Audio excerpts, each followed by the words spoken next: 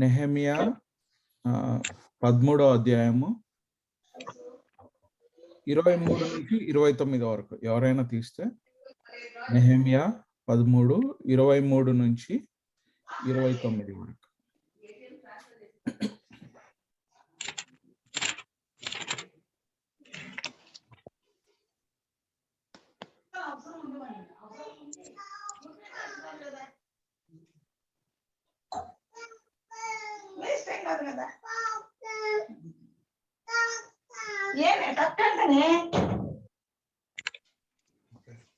నుంచి 13, 23 నుంచి 29 వరకు. 23 నుంచి. ఓకే. ఆ దినములలో అష్టోదు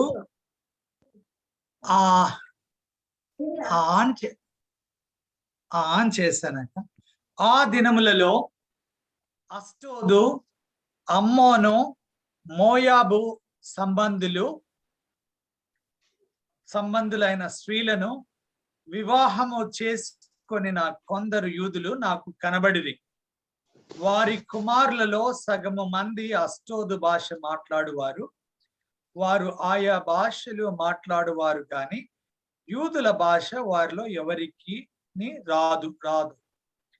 అంతటా నేను వారితో వాదించి వారిని శపించి కొందరిని కొట్టి వారి తల వెంట్రుకలను పెరికివేసి, మీరు వారి కుమారులకు మీ కుమార్తెలను ఇయ్యకయు, మీ కుమారులకైనను మీకైనను వారి కుమార్తెలను పుచ్చుకొనకయు ఉండవలనని వారి చేత దేవుని పేరిట ప్రమాణము చేయించి ఇట్టి కార్యములు జరిగించి, ఇశ్రాయేలు రాజైన సొలొమోను పాపము చేయలేదా?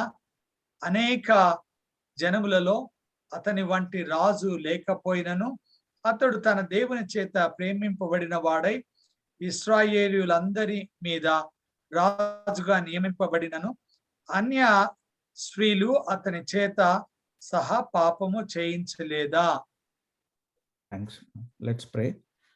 మహోన్నతుడా, పరిశుద్ధుడా, గొప్ప దేవుడవు, సర్వశక్తిమంతుడవు, సర్వాధికారి ప్రభువా, అయా మేము మీ వారము, అయా మీ పని వారము, మీ దాసులము ప్రభువా, అయా మీరు మా యజమాని అయి ఉన్నారు ప్రభువా, మీకే కృతజ్ఞతాస్తులు. అయా తండ్రి నాయన, మీ సన్నిధికి మేము చేరి ఉండగా మహోన్నతుడా, పరిశుద్ధుడా, అయా మాపై కనికరంను చూయించమని బతిమాలుకుంటున్నాం. అయా ఒక చిన్న మందగా మీ వాక్యము వినాలని, మీ వాక్యంతో నడవాలని, మీ వాక్యంలో ప్రభువా మేము జీవించాలని ఆశపడుతూ ఉండగా అయా మీ స్వరంను మాకు వినిపించండి. అయా తండ్రి నాయన, కృపను దయచేయగలరని బతిమాలుకుంటున్నాం. అయా తండ్రి, చిన్న కూడికను బట్టి అయా మరొక మారు మీకే కృతజ్ఞతాస్తులు చెల్లిస్తూ అయా ఈ కూడికంతయు మీ ఆధీనంలో ఉంచుకొనమని, అయా నన్ను బుర్రగా మాత్రమే చేసుకొని సమస్తమును మీరే మాతో మాట్లాడమని నా ప్రభు త్వరగా రానైన యేసుక్రీస్తు నామం పేట అతి వినయంగా బతిమాలు వేడుకుంటున్నాను తండ్రి. ఆమేన్. ఆమేన్. గత వారం కదా లాస్ట్ టైం మెయిన్గా మనము రోమీయులకు రాసిన పత్రిక 8వ అధ్యాయము 1వ వచనం ఫోకస్ చేసాం primarily as part of our original discussion, filling in the spirit, పరిశుద్ధాత్మ చేత నింపబడట అన్న దాంట్లో. ఈ దినాన జస్ట్ కొంచెం డీవియేషన్, మన ఫ్యామిలీ మెంబర్ ఒకరు మ్యారేజ్ చేసుకోబోతుండగా అండ్ మేము కూడా ఉండట్లేదు కాబట్టి, సో నాకు దేవుడిచ్చిన భారంను బట్టి జస్ట్ మ్యారేజ్ యొక్క introduction. I know I wish all the best for Bablu, but కౌన్సిలింగ్కి అంత టైం లేదు కాబట్టి, and he's already prepared for marriage and just I wanted to give high level details. Usually we take a lot of time to counsel a person. High level ga purpose of God in marriage, purpose of God in marriage gurinchi quick ga high level outlines okka chuskoni, then we'll go back to our original theme from next week onwards. ఒక్కసారి దేవుడి ప్రణాళిక ఏమై ఉన్నది, వివాహ విషయంలో దేవుని ప్రణాళిక ఏమై ఉన్నది, మనము ఆ ప్రణాళికలో ఎలా ఫిట్ అవ్వాలి, దేవుని వివాహ విషయంలో ఎటువంటి విషయాలు దేవుడికి ఇష్టం లేదు, ఈ 3 గురించి క్లుప్తంగా చూసుకుందాము. 5 reasons today we will discuss దేవుడు పర్పస్ మ్యారేజ్ విషయంలో ఏమై ఉన్నది అన్నది 5 క్విక్ రీజన్స్ చూసుకుందాము. మీరందరూ అందరికీ తెలిసినవే, నేను కొత్తగా చెప్పేదేముండదు. ఒక్కసారి గుర్తు చేసుకోవడానికి, అలాగే బబ్లుకి వాక్యం నుంచి ఇన్స్ట్రక్షన్స్ ఇవ్వడానికి ఫర్ మ్యారేజ్. అండ్ ఏదైతే దేవుడు మనకి ముందుగానే నియమించాడో, మనకు ముందుగా చెప్పాడో, దాని గురించి ఒకసారి గుర్తు చేసుకోవడానికి. మీ అందరికీ తెలిసిందే, వివాహము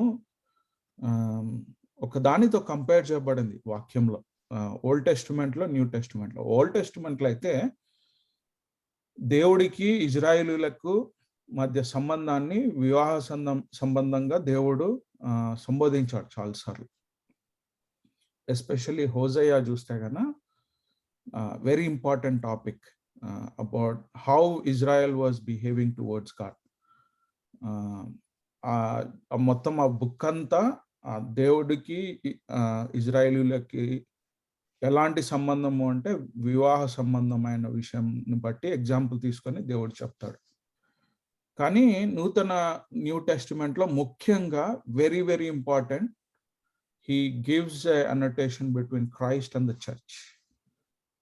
క్రీస్తుకి సంఘానికి మధ్య సంబంధాన్ని వివాహ సంబంధం ద్వారా దేవుడు చాలా చోట్ల రెఫరెన్సెస్ కూడా ఇవ్వబడి ఉంటాయి. అంటే వివాహము దేవుని దృష్టిలో అంత పవిత్రమైనది. So it's very holy in the eyes of the lord. So the purpose of marriage, దేవుడు ఈ మ్యారేజ్ అనే ఇన్స్టిట్యూషన్ ఇవ్వడానికి పర్పస్ కొన్ని 5 రీజన్స్ తీసుకుందాం. First reason, the purpose of marriage is for procreation. ఒకసారి ఆదికాండము 1వ అధ్యాయము 26 నుంచి 28 వరకు ఎవరైనా తీయగలితే, విస్తరించుట కొరకు, సంతానం విస్తరించుట కొరకు దేవుడు మ్యారేజ్ అనే ఇన్స్టిట్యూషన్ ని ఎస్టాబ్లిష్ చేశాడు. ఒకసారి ఎవరైనా. దేవుడు తన స్వరూపమందు తన పోలిక చొప్పున నరులను చేయదము, వారు సముద్రపు చేపలను, ఆకాశ పక్షులను, పశువులను, సమస్త భూమిని, భూమి మీద ప్రాకు ప్రతి జంతువును ఏలుదురుగాక అనియు పలికెను. దేవుడు తన స్వరూపమందు నరుని సృజించెను, దేవుని స్వరూపమందు వాని సృజించెను, స్త్రీనిగాను పురుషునిగాను వాని సృజించెను. దేవుడు వారిని ఆశీర్వదించెను. ఎట్లనగా, మీరు ఫలించి అభివృద్ధి పొంది విస్తరించి భూమిని నిండించి దానిని లోబర్చుకొనుడి. సముద్రపు చేపలు, ఆకాశ పక్షులను, భూమి మీద ప్రాకు ప్రతి జీవియు ఏలుడని దేవుడు వారితో చెప్పారు. 26వ వచనంలో మన పోలిక చొప్పున నరులను చేయదము అక్కడ. 28 ఫోకస్ పాయింట్, ఎట్లనగా మీరు ఫలించి అభివృద్ధి పొంది విస్తరించి. ఫలించి అభివృద్ధి పొంది విస్తరించడం. So procreation, సంతానాభివృద్ధి. That was one of the main purpose that God has instituted the marriage, that to procreate in the world. సంతానము అభివృద్ధి పరచబడుటకు, ఫలించి అభివృద్ధి పరచుటకు దేవుడు నిర్ణయించినాడు. ముందుగానే నిర్ణయించి ఆ ఇన్స్టిట్యూషన్, మ్యారేజ్ ఇన్స్టిట్యూషన్ ని ఎస్టాబ్లిష్ చేసినాడు. అది first purpose. Second purpose is purpose of companionship. అదే ఆదికాండంలోనే 2వ అధ్యాయము 18వ వచనం.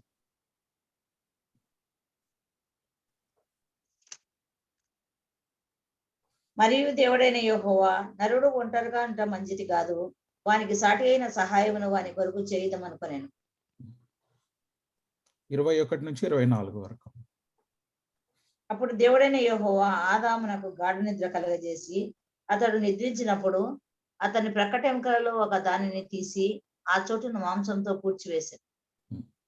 తర్వాత దేవుడైన యెహోవా తన ఆదాము నుండి తీసిన ప్రక్కటెముకను స్త్రీనిగా నిర్మించి ఆమెను ఆదాము నొద్దకు తీసుకొని వచ్చాను. అప్పుడు ఆదాము ఇట్లా, నేను నా ఎముకలలో ఒక ఎముక, నా మాంసములో మాంసము, ఇది నరునిలో నుండి తీయబడిన కనుక నారి అనబడును. కాబట్టి పురుషుడు తన తండ్రిని తన తల్లిని విడిచి తన భార్యను హత్తుకొనును, వారు ఏక శరీరమై ఉందరు. 18వ వచనం చూస్తే, యెహోవా నరుడు ఒంటరిగా నుండుట మంచిది కాదు, వానికి సాటి అయిన సహాయం. సో ఈక్వల్ కంపానియన్షిప్ దేవుడు నిర్ణయించి స్త్రీని క్రియేట్ చేసినాడు, స్త్రీని పురుషునికి కంపానియన్ గా ఉంచినాడు. So it's a companionship, one of the purpose that God instituted the marriage is for the companionship. ఒక్కరికంటే ఇద్దరు మేలు అని కూడా ఉంటుంది కదా వాక్యంలో. సో ఒకరికొకరికి ఉండుటకు దేవుడు నిర్ణయించినాడు. దేవుడు మ్యారేజ్ అనే ఇన్స్టిట్యూషన్ లో భార్యాభర్తను ఎలా చూస్తాడన్నది 24వ వచనంలో ఉంటది. కాబట్టి పురుషుడు తన తండ్రిని తన తల్లిని విడిచి తన భార్యను హత్తుకొనును, వారు ఏక శరీరమై ఉందరు. సో దేవుని దృష్టిలో వారికి ఏక శరీరం, 2 different souls, but it's one body in the eyes of the Lord. చాలా అద్భుతంగా ఉంటుంది. నెక్స్ట్ ఎఫ్ఎస్సీలకు రాసిన పత్రికలో దీని డీటెయిల్ ఎక్స్ప్లెనేషన్ ఉంటుంది, అది కూడా చూద్దాం నెక్స్ట్ లో. బట్ దేవుడి దృష్టికి పురుషుడు స్త్రీ ఏక శరీరమై ఉన్నారు. Wife and husband is one in the eyes of the lord, they are one flesh అని ఉంటుంది కదా. సో అంత పవిత్రమైనది దేవుని దృష్టిలో. అందుకనే హీబ్రూలకు రాసిన పత్రిక 13:4 ఏమని ఉంటుంది అంటే, వివాహము అన్ని విషయములలో ఘనమైనది గాను పానపు నిష్కలంశమైనది గాను ఉండవలెను. సో ద బెడ్ అన్డిఫైల్డ్ అని ఉంటుంది. Marriage is honourable among all and the bed undefiled. దేవుని దృష్టికి అంత పవిత్రమైనది వివాహం. So we have to live, we have to keep up to the expectation of God. That's what God is expecting from all of us. అక్కడ 13 ఒకసారి హీబ్రూలకు రాసిన పత్రిక 13:4 ఎవరైనా క్విక్ గా తీయగలిగితే 2 విషయాలు అక్కడ వెరీ ఇంపార్టెంట్ అండి. This will lay foundation for our next topic also.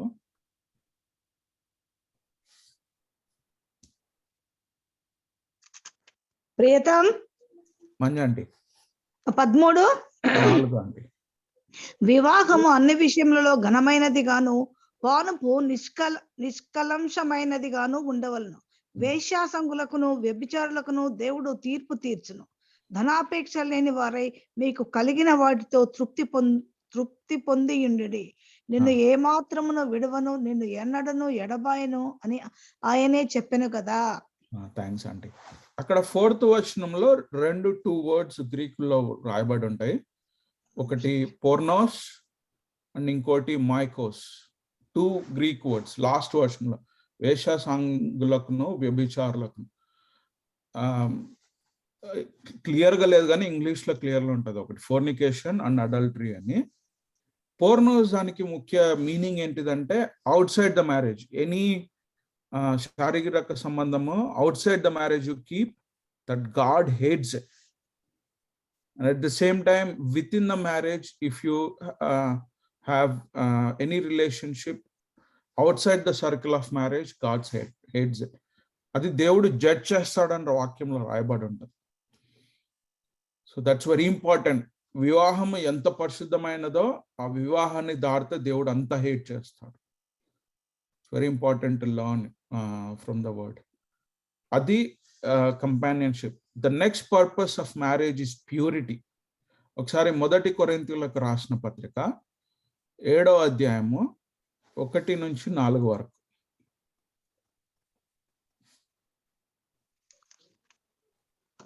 1 కొరింథీ 7:1-4 వరకు. 7:1-4. మీరు వ్రాసిన వాటి విషయము స్త్రీని ముట్టకుండుట పురుషునికి మేలు. అయినను జారత్వములు జరుగుతున్నందున ప్రతి వానికి సొంత భార్య ఉండవలెను, ప్రతి స్త్రీకి సొంత భర్త ఉండవలెను. భర్త భార్యకును అలాగుననే భార్య భర్తకును వాని ధర్మములో నడుపవలెను. భర్తకే గాని భార్యకు తన దేహము పైన అధికారం లేదు. అలాగున భార్యకే గాని భర్తకు తన దేహము పైన అధికారం లేదు. ప్రార్థన చేయుటకు మీకు సావకాశము కలుగునట్లు కొంతకాలము వరకు ఉభయుల సమ్మతి చొప్పుననే తప్ప ఒకరినొకరు ఎడబాయకుడి. మీరు మనస్సు నిలుపలేకపోయినప్పుడు సాతాను మిమ్మల్ని శోధింపకుండానట్లు తిరిగి కలుసుకొనుడి. చాలా అండి. 1-4 కంటెక్స్ట్ ఏంటిదంటే వాళ్ళు మ్యారేజ్ చేసుకోవచ్చా లేదా అన్నది క్వశ్చన్ ఉంటుంది కొలెస్సీ సంఘానికి. ఎందుకంటే it's one of the very pagan affected society or సంఘం. ఇన్ఫాక్ట్ మీకు తెలుసా కొరంతి అన్న దానికి మీనింగ్ ఏంటంటే ఇట్స్ సెక్షువల్లీ ఇమ్మోరల్ అని అర్థం. ఇన్ఫాక్ట్ మీ డిక్షనరీ తీసి కొరంత్ అని తీస్తే కొరంత్ is a actual grammatical word. అంత దారుణమైన పాపంలో ఉన్న సంఘం అది. అలాంటి సంఘానికి పరిశుద్ధమైన పౌలుని దేవుడు పంపించి వాళ్ళు రక్షించుకుంటాడు. సో కొరంతి సంఘానికి అనేక సమస్యలు ఉంటాయి, అవన్నీ అడ్రస్ చేస్తాడు. 7వ అధ్యాయంలో వాళ్ళ క్వశ్చన్ మ్యారేజ్ చేసుకోవచ్చా లేదా, ఎందుకంటే 5వ అధ్యాయంలో దీని ఫౌండేషన్ ఉంటుంది అనమాట. వాళ్ళు ఏమనుకుంటుంటారంటే నాస్టిసిజం అంటారు. వాళ్ళు శరీరము పాపమైనది కానీ ఆత్మ పరిశుద్ధమైనది. దేవుడు ఏదైతే శిల్వ కార్యం ద్వారా చేశాడో అది ఆత్మను పరిశుద్ధపరిచినాడు. బాప్టిజమో రీజనరేషన్ అని చూసుకున్నాం కదా మనము. సో ఆత్మను రీజనరేట్ చేసినాడు ప్రభు, కానీ శరీరం పాపమైనది. నేను శరీరంతో ఏం చేసుకున్నా కూడా ఇట్ డజంట్ మ్యాటర్, నేను పాపం ఎంతైనా చేసుకోవచ్చు వాళ్ళు వేషల దగ్గరికి వెళ్తున్నారు. 5వ అధ్యాయంలో దాని ఫౌండేషన్ ఉంటుంది అనమాట. సో దాన్ని నాస్టిసిస్టిక్ ప్రిన్సిపల్స్ ఆర్ నాస్టిసిజం అంటారు. Old testament, new testament days లో కొరింథీ సంఘంలో వెరీ ప్రిడామినెంట్ గా ఉండింది నాస్టిసిజం. కానీ అది తప్పు, శరీరము దేవుని ఆలయమై ఉన్నది అని చెప్తాడు 5వ అధ్యాయంలో. It's very important to keep our bodies holy అని చెప్తాడు అన్నమాట. దాని కంటిన్యూషన్ అంటే పౌలు చెప్తాడు కదా, మీ దేహము దేవునికి ఆలయమై ఉన్నదని మీరు ఎరుగరా అంటాడు. అవునండి, అవును. అది రోమీలకు రాసిన పత్రిక 12:1-3 వరకు ఉంటది. అవును, దాన్ని పవిత్రంగా పెట్టుకోండి అని కూడా చెప్తాడు అక్కడ. కరెక్ట్ అంటే మంచి. సో ఇక్కడ 7వ అధ్యాయము 1-4 వచనాలు ఏంటిది అంటే, మ్యారేజ్ విషయంలో పాపానికి మీరు లోను కాకుండా ఉన్నట్లు మీ దేహంలోను పవిత్రపరచుకున్నటకై మ్యారేజ్ ఇన్స్టిట్యూషన్ లో వైఫ్ అండ్ హస్బెండ్ రావాలి. దాంట్లోనే within the marriage institution లోనే ఇట్స్ ఓన్లీ అలౌడ్ అని వాక్యం అక్కడ దేవుడు చెప్తున్నాడు అక్కడ. So it's for the purity sake, that you keep your body purity. దాని కొరకు దేవుడు మ్యారేజ్ యొక్క ఇన్స్టిట్యూషన్ ని ఎస్టాబ్లిష్ చేస్తున్నాడు. So that's the third purpose. And fourth purpose, దీంట్లో చాలా విషయాలు బయటపడతాయి. ఒకసారి ఎఫ్ఎస్సీలకు రాసిన పత్రిక 5వ అధ్యాయము 28-33 వరకు వెరీ ఇంపార్టెంట్. ఇన్ఫాక్ట్ మీ బైబిల్స్ లో నోట్ డౌన్ చేసుకుంటే కూడా very very important for going back reading. Why it is very important. ఒక్కసారి నేను కంటెక్స్ట్ చెప్తానండి చదివే ముందు. చెప్పమ్మా. ఎఫెసీ 5:22-28 నేను ఒక్కసారి కంటెక్స్ట్ చెప్తాను. ఏంటిది దాని విషయం, ఎందుకు వచ్చింది ఇక్కడ ప్రస్తావింపబడింది అంటే, మీరు ఎఫ్ఎస్సి 5, కొలస్సీ 3 రెండు చదివితే రెండు ప్యారలల్ గా ఉంటాయి. ఒక దాని తర్వాత ఒకటి సేమ్ ఉంటాయి, ఒక్కొక్క వర్డ్స్ కి మ్యాపింగ్. ఈ రెండు సర్క్యులర్ లెటర్స్ అంటారు. అంటే ఒక సంఘం ఎఫ్ఎస్సి సంఘానికి రాసిన తర్వాత ఆ లెటర్ తీసుకెళ్లి అన్ని సర్క్యులేట్ చేయాలి. సో ఈ 3 లెటర్స్ ఒక్కసారే రాస్తాడు పౌలు. ఎఫ్ఎస్సి, కొలస్సీ, Philemon. 3 Philemon private letter, Philemon కి స్పెసిఫిక్ గా రాయబడింది. కానీ ఎఫ్ఎస్సి అండ్ కొలస్సీ these are called circulator letters అన్నమాట. దీని కంటెక్స్ట్ ఏంటిది అంటే, మీరు ఫస్ట్ నుంచి చూసుకుంటూ వస్తే, మొదటగా మీ శరీరములను మీ హృదయాలను పరిశుద్ధపరచుకోండి. ఇండివిజువల్ గా, ఒక మనిషి ఇండివిజువల్ గా వారి హృదయాలను పరిశుద్ధపరచుకుంటే వాళ్ళ కుటుంబము ఎలాగూ ప్రవర్తించాలి. ఫస్ట్ ఇండివిజువల్, నెక్స్ట్ కుటుంబంగా ఎలాగూ ప్రవర్తించాలి. ఒక్కొక్కరు భార్య గురించి, భర్త గురించి, పిల్లల గురించి, ముగ్గురు గురించి స్పెసిఫిక్ గా రాయబడి ఉంటుంది. ఎప్పుడైతే కుటుంబము దేవుని ప్రకారం జీవిస్తుంటుందో అప్పుడు సంఘము, next will go to the next level. సంఘము ఎలాగూ దేవుని దగ్గర ప్రవర్తించాలి, సంఘము దేవుని చిత్త ప్రకారం నడిచినప్పుడు ఎలాగూ దేవుడి ప్రణాళికలో ప్రపంచాన్ని దేవుని దృష్టికి తీసుకొని రావడానికి విషయంలో ఎలాగూ ఉపయోగపడుతుంది అన్న దాని గురించి సీక్వెన్షియల్ గా చెప్తాడు అనమాట. వెరీ థియలాజికల్ సీక్వెన్స్ అనమాట అది. దాని గురించి చెప్పబడుతున్న విషయంలో ఆ మ్యారేజ్ టాపిక్ లో ఈ కంటెక్స్ట్ వస్తుంది అనమాట. 5వ అధ్యాయము 22-28 వరకు. ఎవరైనా తీస్తే చదవండి 22-28 వరకు. స్త్రీల ప్రభు వలె మీ సొంత పురుషులకు లోబడి ఉండడి. క్రీస్తు సంఘమునకు శిరస్సై ఉన్న లాగున పురుషుడు భార్యకు శిరస్సై ఉన్నాడు. క్రీస్తే శరీరమునకు రక్షకుడై ఉన్నాడు. సంఘము క్రీస్తునకు లోబడినట్టుగా భార్యలు కూడా ప్రతి విషయంలోనూ తన పురుషులకు లోబడవలెను. పురుషులారా, మీరును మీ భార్యలను ప్రేమించుడి. అటువలే క్రీస్తుకు కూడా సంఘమును ప్రేమించి అది కలంకమైనను ముడతైనను అట్టిది మరి ఏదైనను లేక పరిశుద్ధమైనది గాను నిర్దోషమైనది గాను మహిమగల సంఘం గాను ఆయన తన ఎదుట దానిని నిలవబెట్టుకొనవలెనని వాక్యంతో ఉదక స్నానం చేత దానిని పవిత్రపరిచి పరిశుద్ధపరచుటకై దాని కొరకు తన్ను తాను అప్పగించుకొనెను. ఇంకో నెక్స్ట్ వర్స్ కూడా చదవండి. అటువలనే పురుషులు కూడా తమ సొంత శరీరం వలనే తమ భార్యలను ప్రేమింప బద్ధులై ఉన్నారు. తన భార్యను ప్రేమించువాడు తన్ను ప్రేమించుకొనుచున్నాడు.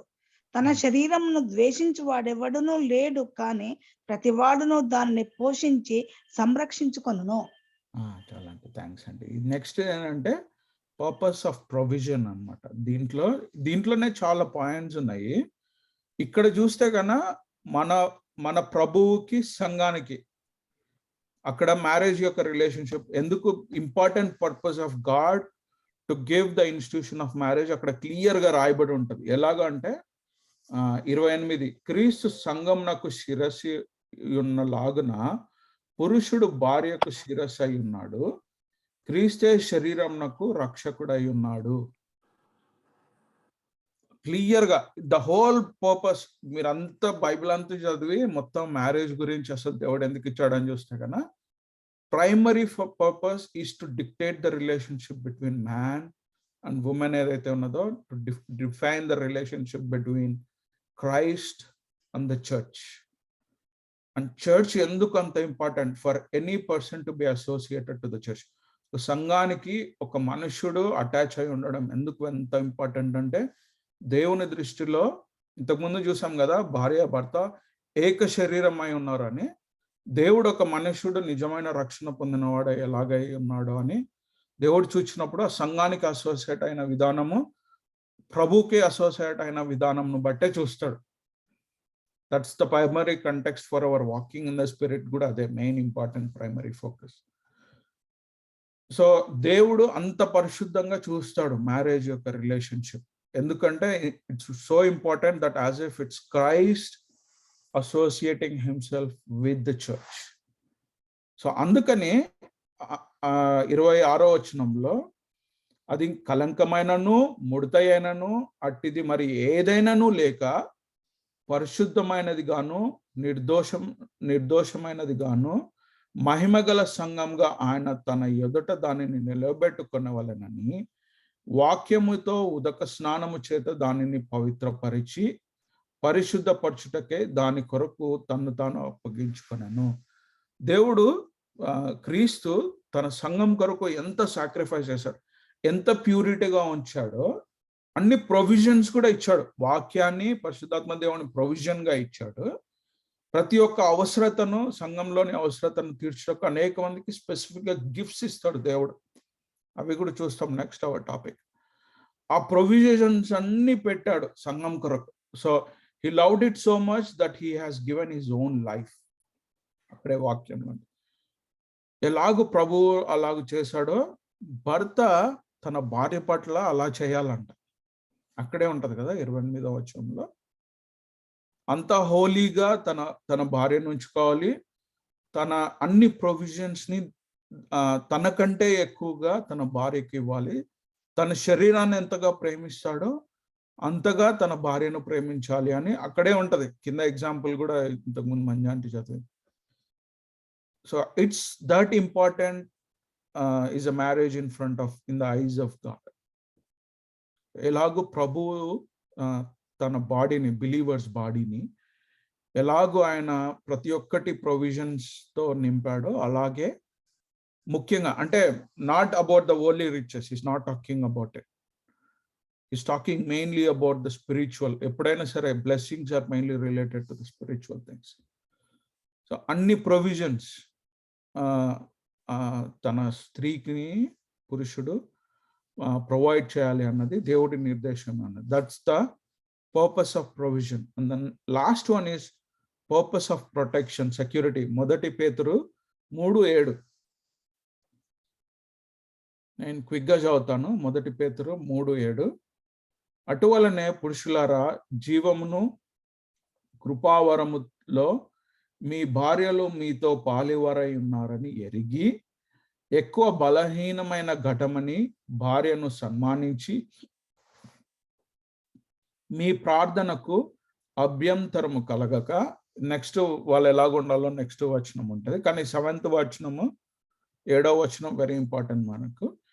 అటువలే పురుషులరా, likewise husbands likewise dwell with them understanding, giving honour to the wife. That's the very important thing అక్కడ, ప్రైమరీ ఫోకస్.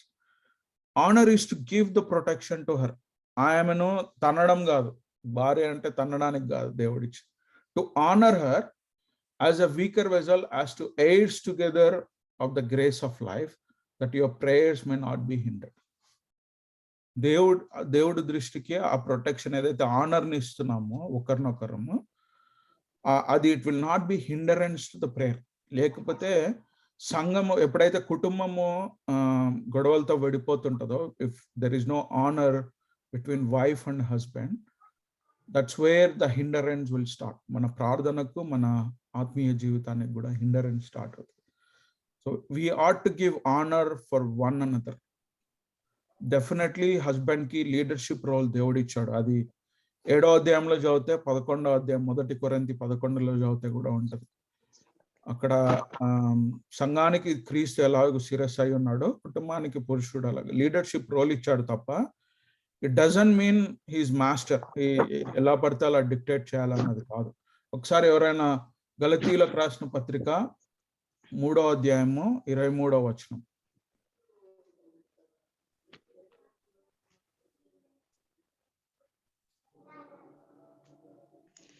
గలతీ 3:28 అండి. 3:23 చూస్తా.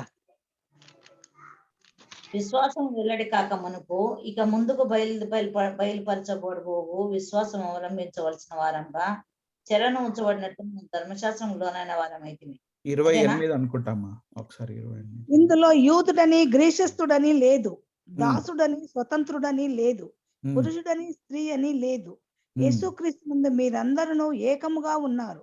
మీరు క్రీస్తు సంబంధులైతే ఆ పక్షమందు అబ్రహాం యొక్క సంతానమై ఉండి వాగ్దాన ప్రకారము వారసులై ఉన్నారు. క్రీస్తు దృష్టిలో మనం అందరం ఏకమై ఉన్నారు.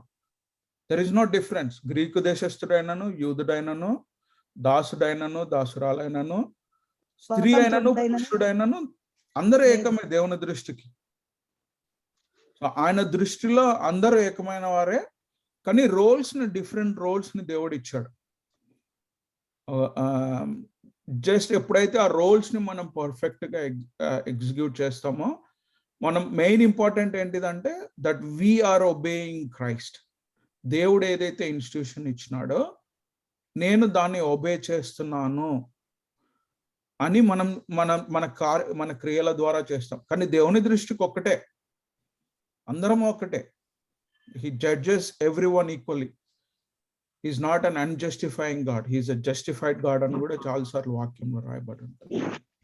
అందరం ఒక్కరమే, కానీ డిఫరెంట్ రోల్స్ ఉంటాయి. అందుకనే 11వ అధ్యాయంలో 1 కొరింథీ 11లో మెయిన్ ఇంపార్టెంట్ క్వశ్చన్ ఏంటంటే ముసుకేయొచ్చా వేసుకోకూడదా అన్న దాంట్లో, ఎందుకు స్త్రీ ముసుకేసుకోవాలంటే ద ఇంపార్టెంట్ రీజన్ ఏంటిదంటే దట్ షీస్ టెల్లింగ్, సంఘానికి చెప్తుంటది, నేను క్రీస్తు ఏదైతే ప్రభు ఏదైతే మ్యారేజ్ యొక్క ఇన్స్టిట్యూషన్ ని ఇచ్చాడో, ఆ హైరార్కీని ఇచ్చాడో, నేను దాన్ని ఒబే చేస్తున్నాను. అది మెయిన్ ప్రైమరీ పర్పస్. అక్కడ రీజన్ కూడా క్లియర్ గా రాయబడుతుంది. ఎందుకు చేయాలి అన్న దాంట్లో రీజన్స్ కూడా క్లియర్ గా ఉంటాయి 11. అది మెయిన్ ఇంపార్టెంట్ థింగ్ మ్యారేజ్ విషయంలో. Five reasons that God has instituted the marriage. One is purpose of procreation, santana abhivrudhi koraku. Purpose of companionship, okarnokaru sahayanga unduta koraku.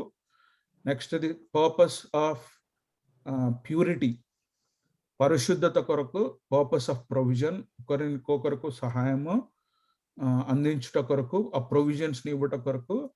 Last one is purpose of security, that God has instituted the marriage. ఒకరికొకరికి ఉండట కొరకు ఇచ్చాడు. అర్థమైంది కదా? 5 reasons of marriage. ఇంకా ఉన్నాయి చాలా, but just high లెవెల్లో ఈ highly important, very important. And main important thing is that God has instituted this marriage to compare Christ with the church. Marriage ఎలాగ ఉన్నదో అంత పరిశుద్ధమైనది దేవుని దృష్టిలో. మ్యారేజ్కి ఆపోజిట్ ఏంటిదండి? డివోర్స్. దాని గురించి కూడా చూద్దాం, వెరీ ఇంపార్టెంట్ కదా. మ్యారేజ్ ఏంటి? మ్యారేజ్ కి ఆపోజిట్ డివోర్స్ అంటే విడిపోవట. ఒకటి కలయిక, ఒకటి విడిపోవట. అవునవునులే. కలయిక ఒకటి, విడిపోవట ఒకటి. అది కూడా క్విక్ గా చూసుకున్నాం. దట్ ఈస్ ప్రతిసారి అందరం మ్యారేజ్ గురించే ఫోకస్ చేస్తాం, కానీ డివోర్స్ కూడా దేవుని దృష్టికి ఏమై ఉన్నది, దేవుని దృష్టిలో డివోర్స్ అంటే ఏంటిది అన్నది కూడా చూసుకోవాలి కదా మనము. మ్యారేజ్ అప్పుడు డివోర్స్ ఎందుకు అంటారా? But very important learn. ఎందుకంటే ఎప్పుడైతే మ్యారేజ్ అనే ఇన్స్టిట్యూషన్లో ఎంటర్ అవుతున్నప్పుడు ఏంటి నెక్స్ట్ ఎక్స్పెక్టేషన్స్ ఏంటి? 2 different egos are getting join together. వాళ్ళ మనస్తత్వాలు వేరు ఉంటాయి, వాళ్ళ ఆలోచనలు వేరు ఉంటాయి. ఇన్ఫ్యాక్ట్ నాది, మా వైఫ్ చూస్తే వీఆర్ కంప్లీట్లీ ఆపోజిట్. నాకు నాకు వైట్ ఇష్టం అంటే మా ఆవిడకి బ్లాక్ ఇష్టం. అంత ఆపోజిట్స్ ఇద్దరు మా ఆలోచనల తలంపులో. But only sustaining factor is the word of God. ఎప్పుడైనా మాకు ఈగో క్లాషెస్ వస్తే first thing that we go is to the word of God. దేవుని వాక్యం దగ్గరికి వెళ్తాం. Then only it will sustain. As a marriage it will hold. Because మేము ఒకరినొకరి కంటే దేవునికి ఎక్కువ ప్రాధాన్యత ఇస్తాం, దేవుని వాక్యంకి ఎక్కువ ప్రాధాన్యత ఇస్తాం. ఎప్పుడైతే దేవుడు ఎంటర్ అవుతాడో కంపల్సరీ లోన్ అవ్వాల్సిందే. ప్రతి ఒక్క మోకాలు, ప్రతి ఒక్క తల వంగాల్సిందే. That's how the marriage will sustain. And learning about divorce is very important. దేవుని దృష్టిలో ఏమై ఉన్నదని ఒకసారి మార్కు సువార్త 10వ అధ్యాయము 1 నుంచి 10 వరకు. మీకు చాలా చోట్ల ఉంటుంది. మత్తయి సువార్త 19 similar context, similar in fact word to word అలాగే ఉంటుంది. మత్తయి సువార్త 19వ అధ్యాయంలో కూడా. మార్కు 10, 1 నుంచి 10 వరకు. ఆయన అక్కడి నుంచి లేచి యూదయ ప్రాంతమునకు యొర్దాను అద్దరికి వచ్చాను. జనసమూహములు తిరిగి ఆయన ఎద్దకు కూడి వచ్చింది. ఆయన వాడితో చొప్పున వారికి మరలా బోధించుండెను. పరిసయ్యులు ఆయన ఎద్దకు వచ్చి ఆయనను శోధించుటకై పురుషుడు తన భార్యను విడనాడటం న్యాయమా అని ఆయన అడిగిరి. అందుకు ఆయన, మోషే మీకేం ఆజ్ఞాపించినని వారిని అడిగాను. వారు పరిత్యాగ పత్రిక వాయించి ఆమెను విడనాడవాలని మోషే సెలవిచ్చినని చెప్పగా, యేసు, మీ హృదయ కాఠిన్యమును బట్టి అతడి ఆజ్ఞను మీకు రాసి ఇచ్చిన గాని సృష్ట్యాది దేవుడు వారిని పురుషుని గాను స్త్రీని గాను కలుగచేసింది.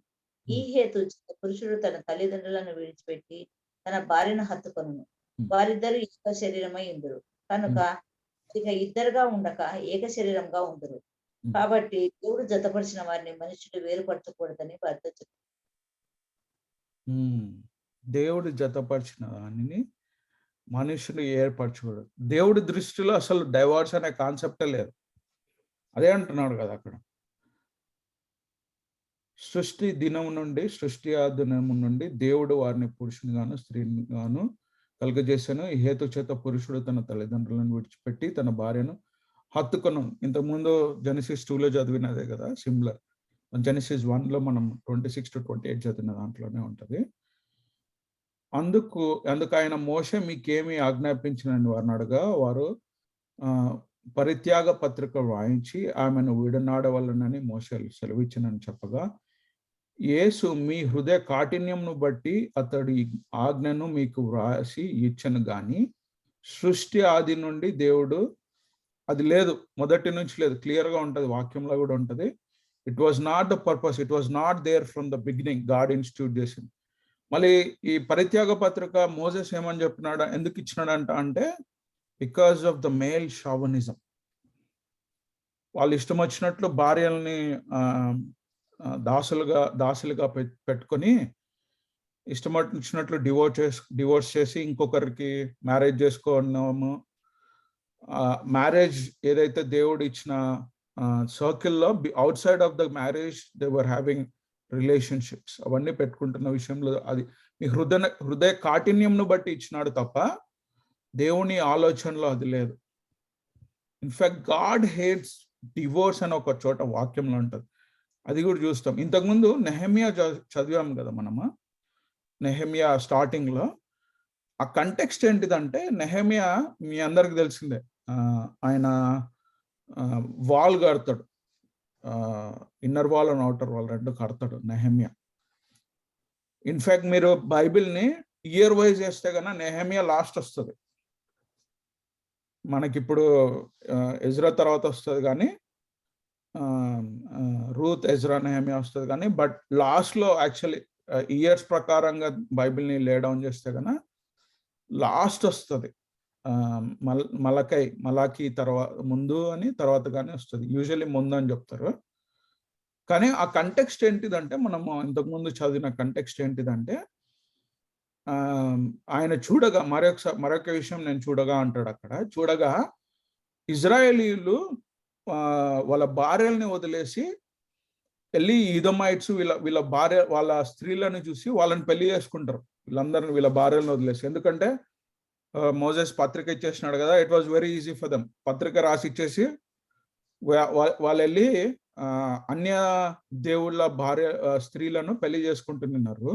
వాళ్ళకు పుట్టిన పిల్లలు యూదయ భాష వదిలేసి వాళ్ళ భాషలలో మాట్లాడుతున్నారు. చివరికి వాళ్ళ ప్రీస్ట్ కూడా, ఎవరైతే ప్రీస్ట్ ఉన్నాడో ఆయన యూదుడు కాదు. ఎందుకంటే because the descendants were all mixed race, mixed సంతానం వాళ్ళందరూ.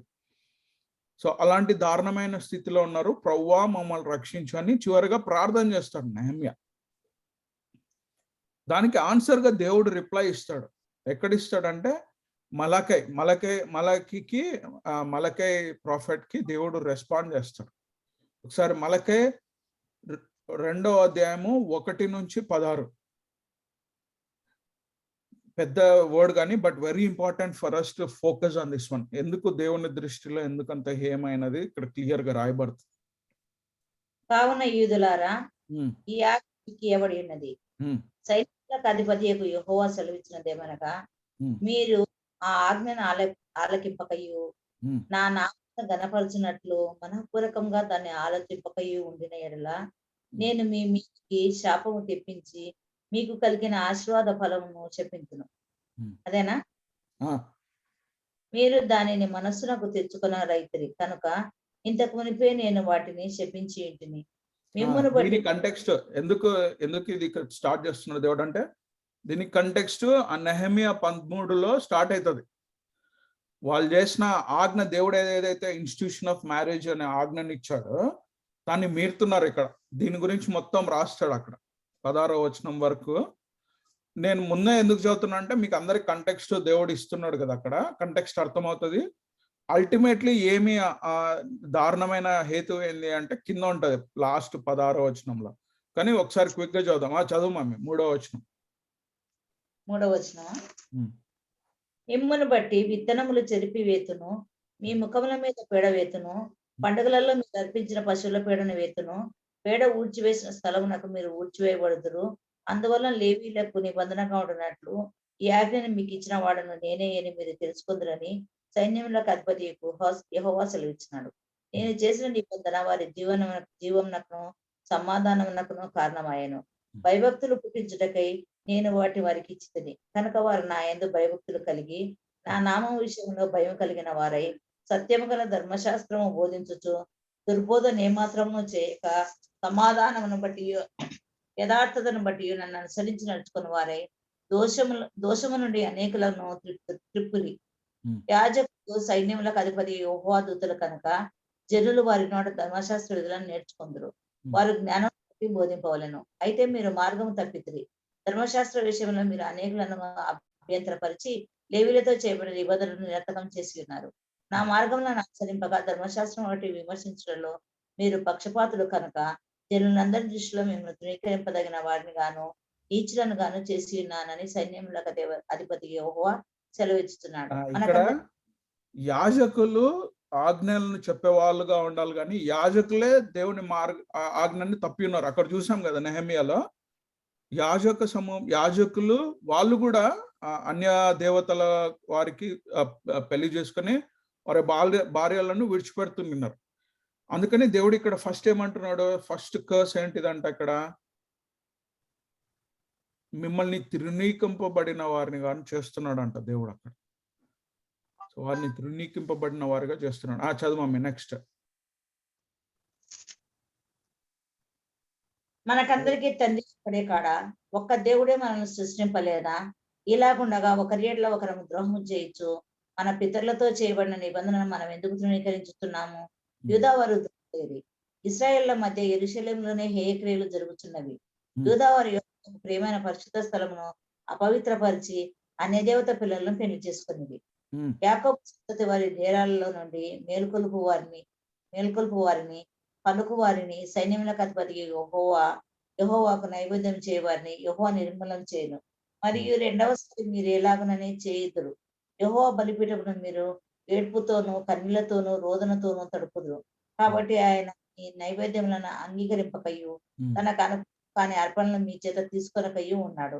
అది ఎందుకు? ఒక నిమిషము, అక్కడ కంటెక్స్ట్ స్టార్ట్ అయింది. సో మీరు అన్య దేవతలను పూజించే వారిని భార్యలుగా తీసుకున్నారు, అందుకని దేవుడు మీరు అర్పించే అర్పణను తృణీకరిస్తున్నాడు అంట. దేవుడు వారిని తృణీకరించాడు, వారి అర్పణలను కూడా తృణీకరించినాడు. నెక్స్ట్. అది ఎందుకని మీరు అడగగా, యవన కాలం పెళ్లి చేసుకుని అన్యాయంగా విసర్జించిన నీ భార్య పక్షమున యెహోవా సాక్షి ఆయన. అది నీవు చేసిన నిబంధనను పాత్రలు కదా నీ పెళ్లి భార్య కదా. కొంచెముగానైనాను దైవాత్మనందిన వారిలో ఎవడనూ ఇలాగ చేయలేదు. ఒకడు చేసినను ఏమి జరిగేను? దేవుని చేత సంతతి నొందవలని అతడు యత్నం చేసిన కదా. కాగా మిమ్మల్ని మీరే జాగ్రత్త చేసుకుని యవ్వనమున పెళ్లి చేసుకుని మీ భార్యల విషయంలో విశ్వాసఘాతకులుగా ఉండకూడదు. భార్యను పరిరక్షించడం నాకు అసహ్యమైన క్రియ అని ఇశ్రాయేలు దేవుడు యెహోవా సెలవిస్తున్నాడు. ఒకడు తన వస్త్రములను బలాత్కారంగా నింపుట నీకు అసహ్యమని సైన్యంలకు అధిపతికి యెహోవా సెలవిస్తున్నాడు. కాబట్టి ఈ మనసులను కాచుకొని విశ్వాసఘాతకులు కాకూడదు. భార్య తరఫున దేవుడు యాజ్యమాడుతున్నాడు అంట. వీళ్ళు ఏం చేస్తున్నారు? వాళ్ళ భార్యలను యవ్వనంలో పెళ్లి చేసుకున్న భార్యలను వదిలేసి అక్కడికి పోతున్నారు స్త్రీలు. అక్కడ 16వ వచనంలో క్లియర్గా ఉంది కదా, భార్యలను పరిత్యజించుట నాకు అసహ్యమైన క్రియ. ఇంగ్లీష్లో సిమిలర్దే గాడ్ హేట్స్ డివోర్స్ అని ఉంటుంది.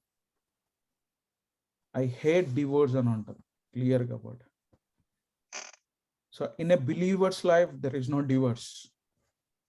నేను కూడా మా స్టూడెంట్స్కి ఇక్కడ ఒకే ఒక్క మాట చెప్తాను. In the eyes of God, దేవుని దృష్టిలో బిలీవర్స్ లైఫ్లో there is no divorce at all.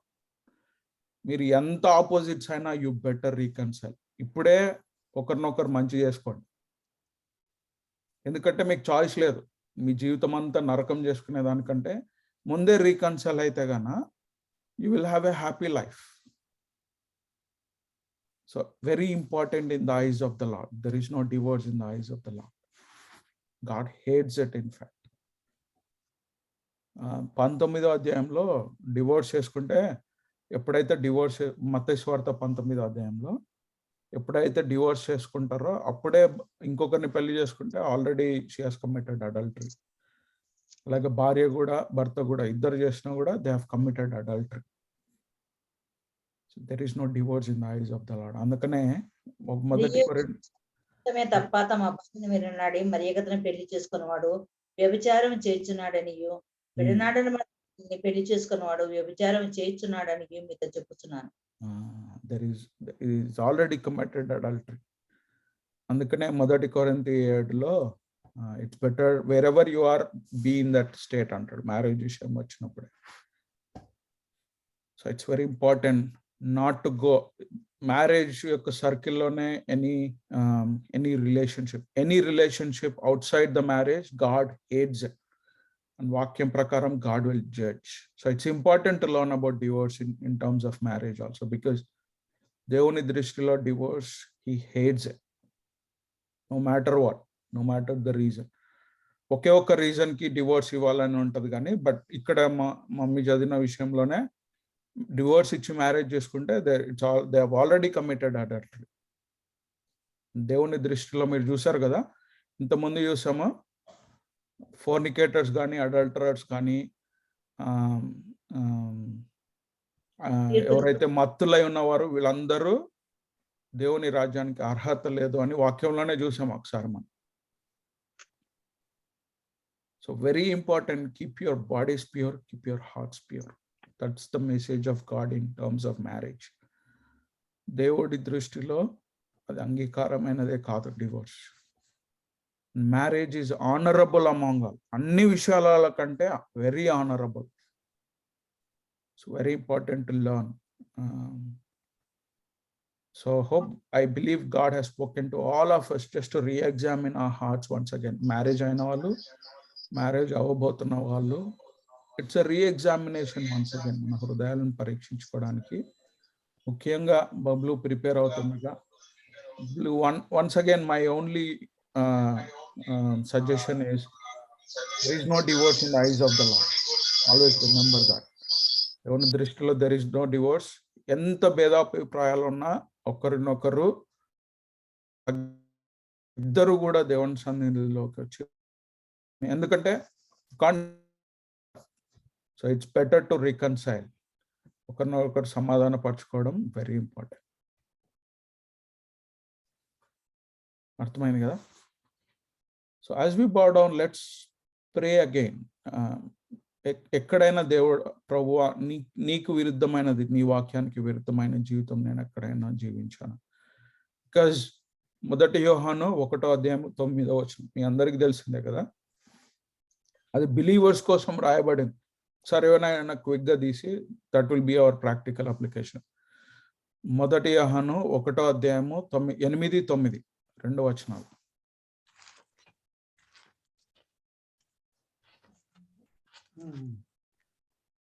మీరు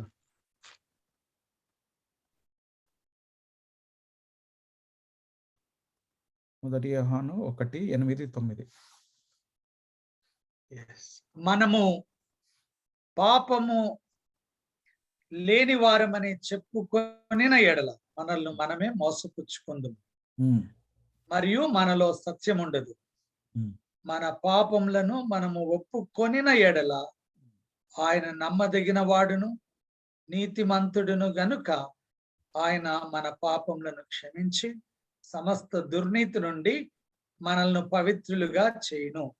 మనము పాపము చేయలేదని చెప్పుకొనిన ఎడల ఆయనను అబద్ధికునిగా చేయు వారు అగుదుము, మరియు ఆయన వాక్యము మనలో ఉండదు.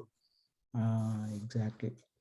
పాపం చేయలేదు అనడం ఏంటిదంటే ఇట్స్ ఈక్వల్ టు పాపాన్ని చేసి దాన్ని జస్టిఫై చేసుకోవడం. ఓ ఈ సందర్భంలో నేను ఇలా చేసినా కాబట్టి ఇట్స్ ఓకే టు మీ. మనల్ని మనం జస్టిఫై చేసుకో, పాపం చేస్తుంటే పాపం చేశాను ప్రభు అని ఒప్పుకొని అంగీకరించిన ఎడల ఆయన నీతిమంతుడును సత్యమునై ఉన్నాడు కనుక ఆయన క్షమిస్తాడు. So we have to ask forgiveness and leave it forever. అక్కడ వర్డ్ కూడా గ్రీక్లో to turn away, to completely turn away. ఏ పాప జీవితంకి ఏదైతే మనం లోనై ఉన్నామో దాని నుంచి కంప్లీట్గా టర్న్ అవే అని అర్థం. So it's important for us to turn away completely. So దేవుడు లిబర్టీ ఇచ్చాడు అని ఆ లిబర్టీని మనం ఎప్పుడు మిస్యూజ్ చేసుకోకూడదు. వాక్యంలో కూడా ఉంటుంది. So it's God who judges. ఇక్కడే మలకాయలో చూసాం కదా, స్త్రీ తన భార్య తరఫున నేను వ్యాజ్యం ఆడతాను. నేను మా ఫ్యామిలీ బైబిల్ స్టడీలో 2 సమయాలు చేస్తున్నప్పుడు దావీదు తప్పు చేస్తాడు. సెన్సెస్ జనాలని కౌంట్ చేయడంలో దావీదు ఆ తప్పు చేసినప్పుడు దేవుడు 3 ఆప్షన్స్ ఇస్తాడు ఆయనకి శిక్షకి. ఒక ఆప్షన్ ఏంటిదంటే 7 ఏళ్ళు వాళ్ళకి ఫెమిన్ ఉంటుంది, లేదా 3 నెలలు వాళ్ళ ఎనిమీస్ వచ్చి చేజ్ చేస్తారు. He will be driven out of his kingship. లాస్ట్ది 3 దినాలు తెగులు, దేవుడు తెగులను రప్పిస్తాడు. అప్పుడు చూస్ చేసుకో అని నాతాన్తో పంపిస్తే అప్పుడు దావీదు ఏమంటాడు, నా నా శత్రువుల చేతిలో నేను పడడం కంటే దారుణమైనది ఇంకేముండదు, దేవుని చేతిలోనే పడతాను అంటాడు. దేవుని చేతిలో ఉన్నప్పుడు తెగులు స్టార్ట్ అయినప్పుడు 3 రోజులు కాదు, ఒక్క దినంలోనే, ఇన్ఫాక్ట్ ఒక్క దినం కూడా కాదు, మార్నింగ్ నుంచి ఈవినింగ్ వరకే 70,000 మంది చనిపోతారు. అప్పుడు తట్టుకోలేక ప్రార్థన చేస్తే అప్పుడు దేవుడు ఆపేస్తాడు.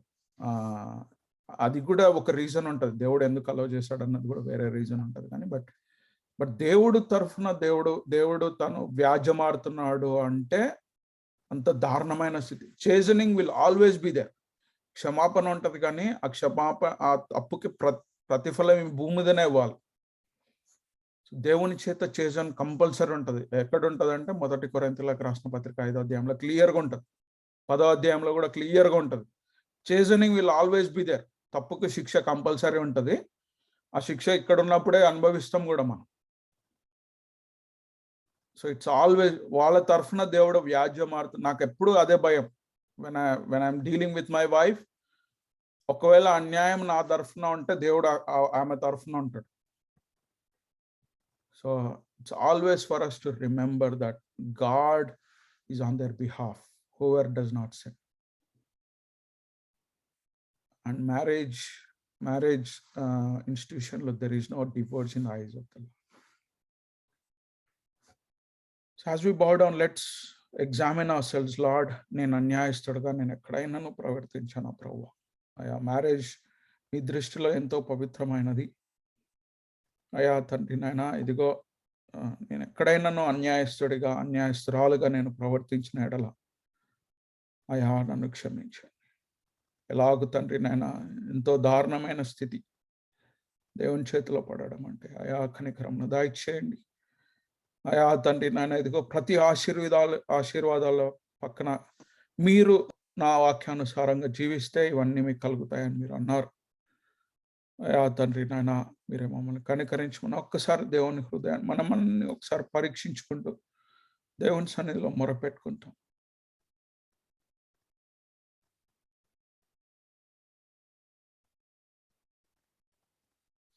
Main prayer.